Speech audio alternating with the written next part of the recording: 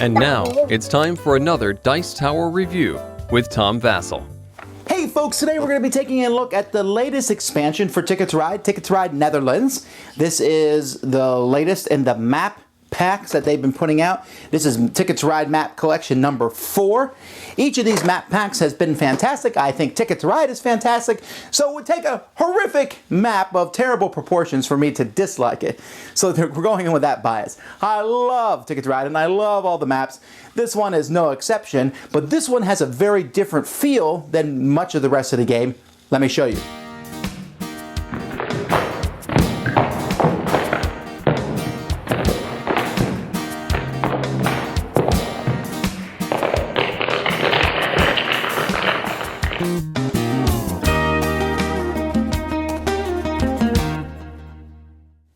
Okay, you can see here that this is, once again, another long map. And of course, that's just the way it is. We have the Netherlands, and you can see the surrounding countries. It's a good-looking map. Unlike the last map, Africa, the colors are spread all over. There's no super long routes on this map.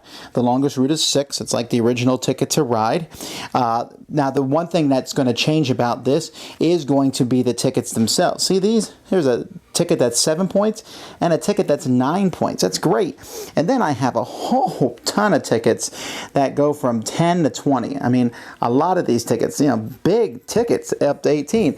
But then I have another stack here that go from 20 all the way up to 29. That's crazy, but the craziness doesn't stop. There's actually tickets that go to 31 all the way up to a 34-point ticket. So in reality, the tickets, it's almost like inflation here in this game because all the tickets have gone up. It's, you know, like the 7-point ticket would have been probably 3 points in the original game. So, well, there's that. Now, you can, as we take a closer look at the board, and I'm going to try not to butcher any of these names, so we're just going to look at them. But if you'll notice, all over the board here, there are numbers. These numbers are tolls. Now, each player is going to start with a pile of bridge toll tokens. You see they're in denominations of 1s, 2s, and 4s. You get 30 of them to start the game. And you can play the game without them, but why? So, anyhow, you'll notice that there's costs next to these. Those are not 7s, they're 1s, but there is no 7s. So let's say, for example, I want to connect these two cities from the top down to Amsterdam. So I do my typical thing. I play 3 white cards, I place these trains here, and I get 4 points, but I have to pay 3 bridge toll tokens to the bank. So I take them out of my supply and pay them to the bank. Now, later on, purple decides that they're going to do the other routes. In this game, even in a 2 or 3 player game, the double routes are always open. And so they put these down. And they also have to pay 3 bridge toll tokens. But instead of paying them to the bank, they pay those to me. So in this game, there is a gigantic advantage to being the first person down, especially on the tolls that are 4. The tolls go from 1 to 4, and they're in a variety of places. Now, there are a few spots in the board where there are only single routes, and so those have to be paid to the bank. And you better save some bridge tokens to pay to the bank, because if you ever can't pay them, then you're going to be taking some minus 5-point cards. So bridge tokens, they're in and out. You're paying them throughout the course of the game.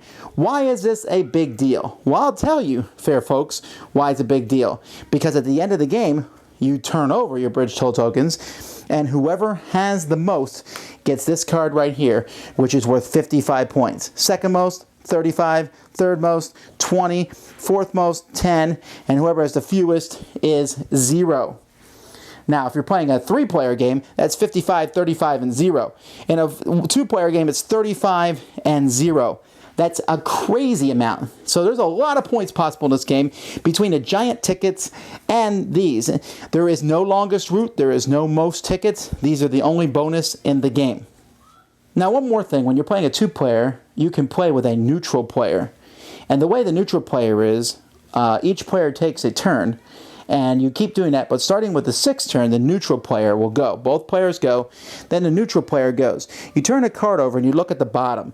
If there's nothing there, you're fine. But if there is a connection between 2 cities on the board, like you can see these 2 cities here, then you will connect those 2 cities on the board with the neutral colors pieces.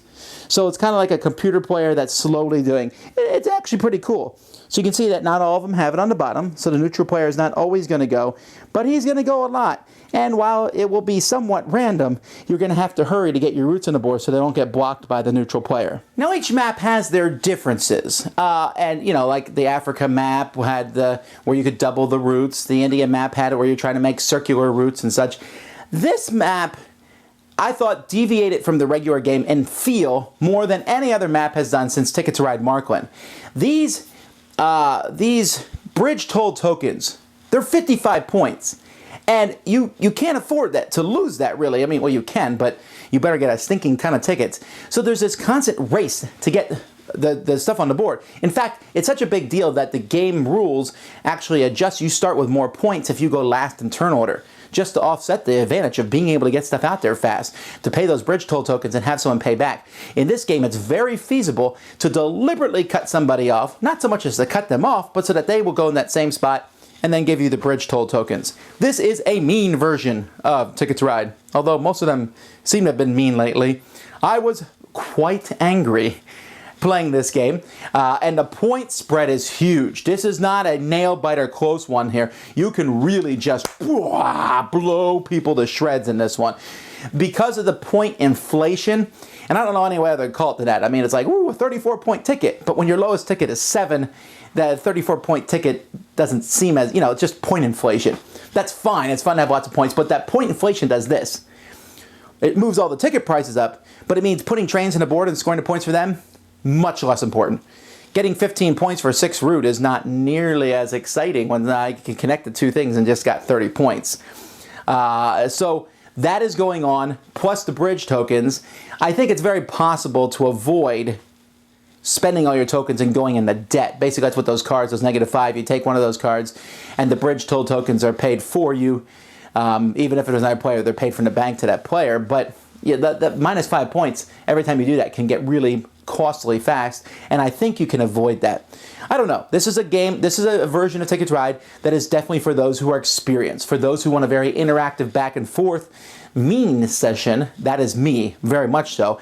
I love this one quite a bit, easily added to my collection. Where I would place it in regard to the other maps, I don't know if I would say it's my favorite. Right now my favorite is probably still India, but this is a very good one. Of course, they haven't really put out a bad one yet. So there's that. So that's Ticket to Ride Netherlands. You want to do this to somebody, and while you're playing Ticket to Ride, this is your game. Thanks so much for watching the Dice Tower videos. Find more great videos and reviews, as well as our top-rated audio podcast at Dicetower.com. You can also find other great shows at Dicetowernetwork.com. I'm Eric Summerer, and you've been watching The Dice Tower. The Dice Tower is sponsored by Cool Stuff Inc., where you can find great games for great prices. Cool stuff in stock. Check them out at CoolStuffInc.com. Shut the door.